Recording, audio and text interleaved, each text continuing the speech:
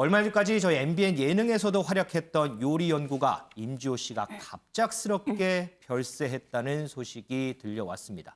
김원미 기자, 네. 이 임지호 씨 최근까지도 왕성하게 활동하지 않았어요?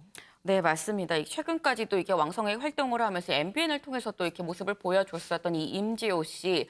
지난 12일 토요일 오전에 사실 이 향년 65살의 나이 심장마비로 갑작스럽게 세상을 떠났다는 소식이 들려왔습니다. 이 임지호 씨 전 세계를 다니면서 이 자연의 식재료로 이 요리를 하는 걸로 상당히 유명했었는데 그래서 이 방랑식객이란 이런 별칭이 붙기도 했었습니다. 요즘 이게 먹방이 예능의 한 갈래로 들어오면서 임지호 씨도 예능 프로그램에 많이 출연하면서 이제 얼굴을 보였었고 그래서 이제 MBN에서도 이 더 먹고 가라는 이런 프로그램에서 이 자연의 식재료로 출연자들한테 힘이 되는 이 밥상 힐링 밥상을 이렇게 제안해주는 이런 모습을 보여줬었는데 저희가 그때 모습 잠깐 준비했으니까 같이 먼저 보고 오시죠.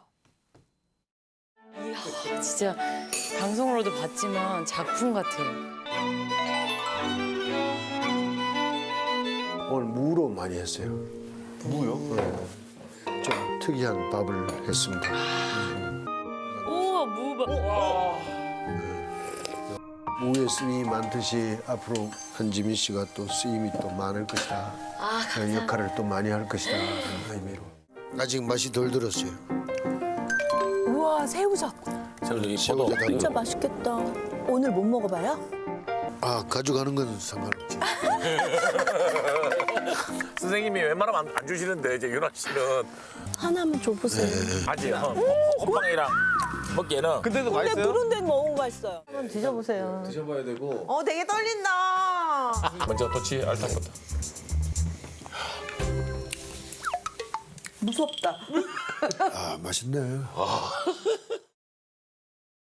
네, 지금 보신 것처럼 이 임지호 씨 상당히 활발하게 이렇게 방송에 나와서 활동을 했었던 그때의 모습입니다. 네. 네, 이 고인의 빈소에는 이 같이 프로그램 진행을 했었던 강호동 씨, 그리고 뭐 개그맨 황재성 씨, 그리고 같이 또 출연을 했었던 김수로 씨 등등 많은 사람들이 빈소를 찾아서 고인을 추모했습니다. 우리 고인 보면 세계적으로 참 유명한 셰프예요. 그죠, 김금미 기자? 네, 맞습니다.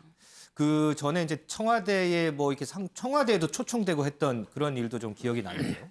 네, 맞습니다. 2017년 이 문재인 대통령이 청와대에서 이 기업가들하고 같이 이 맥주를 한잔 하면서 이런저런 이야기를 하니 호프 미팅을 가졌었는데 이때 이 맥주 안주를 만들었던 사람이 바로 임지호 씨입니다. 임지호 씨 이때 소고기를 얇게 썰어서 양념해서 무쌈에 넣은 이 무쌈 요리도 선보였었고 이 치즈랑 시금치를 올린 까나페를 안주로 내놨었는데 이때 이 음식은 이 눈으로도 먹는다라고 얘기를 하죠. 그렇죠. 그때 접시 말고 이 뒷산에서 꺾어온 산나리 그리고 뭐 이 소나무 가지 이런 거를 접시 대신 놓고 그 위에 음식을 올려서 상당히 이 보기에도 맛있고 멋있었었던 이런 맥주 안주를 내놨었던 기억이 납니다. 당시에 뭐 문재인 대통령뿐만 아니고 거기 참석했던 기업인들이 상당히 뭐 즐거워하고 음식을 먹으면서 즐거워하고 이런 모습이 참 기억이 많이 납니다. 자, 김은미 기자. 그런데 임지호 씨가 방송을 통해서 어머니에 대한 그리움도 참 많이 얘기를 했었죠. 네, 맞습니다. 임지호 씨가 이 어머니에 대한 그리움을 뭐라고 표현을 했었는지 그 모습 먼저 들어보고 오시죠.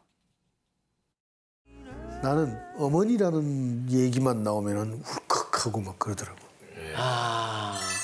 예능이든 어디든. 제가 일생 동안이라 살아오면서 가장 중요했던 게 어머니를 찾아 나서는 거였거든. 일생 동안에. 그래서 돈 버는데도 관심 없고 그냥 사람이 좋아서 음식을 했어요. 그리고 오늘까지 이렇게 오는데 거기에는 밑자락에는 항상 어머니라는 게 항상 있는 거예요. 어머니가 옆에 있다는 것은 되게 행복한 일이고 소중한 일이고 항상 만날까? 항상 그 그리움의 그 어떤 그 결과물이 혹시나 만날까? 혹시나 그 핏줄들이 내 음식을 먹을까? 이 절실함이 있었어요. 네. 그래서 사람이 좋아서 음식을 했지. 네, 임지호 씨 어렸을 때 이 친어머니랑 생이별을 해야 했었다고 합니다. 그렇군요. 네, 그래서 지금 임지호 씨가 하는 얘기가 일생 동안 생이별한 이 엄마를 찾는 게 나한텐 가장 중요한 일이었다라고 얘기하면서 혹시 이 엄마를 만날 수 있지 않을까? 아니면 이 엄마 혹은 엄마의 다른 핏줄이라도 이 사람들이 내 음식을 먹게 되지 않을까 하는 생각에 이런 절실함, 간절함을 갖고 음식을 만들었었고 그렇게 사람들을 만나면서 사람이 좋아서 음식을 했다. 내가 만드는 음식의 그 바탕 전제는 어머니였다라고 얘기를 했습니다. 결국에는 어머니를 만나 뵙진 못했지만 어쨌든 임지호 씨가 어머니를 생각하면서 만들었던 이 음식에 담긴 뜻 언젠가는 어머니에게 닿지 않을까 싶습니다. 윤영걸 대표님, 네. 뭐 임지호 씨 하면 저는 뭐 친분은 없지만 방송을 통해서 가장 기억에 남는 장면이 저는 그거예요. 갑자기 가더니 풀을 이렇게 탁 뜯어서 요리 재료로 하고 소나무 가지를 이렇게 꺾어서 그거를 이렇게 접시 대용으로 쓰고 참 그런 모습에서 아 정말 기발한 요리사다. 뭐 저는 그런 생각을 많이 했는데 뭐 많은 생각이 있으시죠? 그렇죠. 뭐 임지호 저분은 그냥 요리 기술자, 요리 장인이 아니라 요리 철학자라고 할 수 있죠.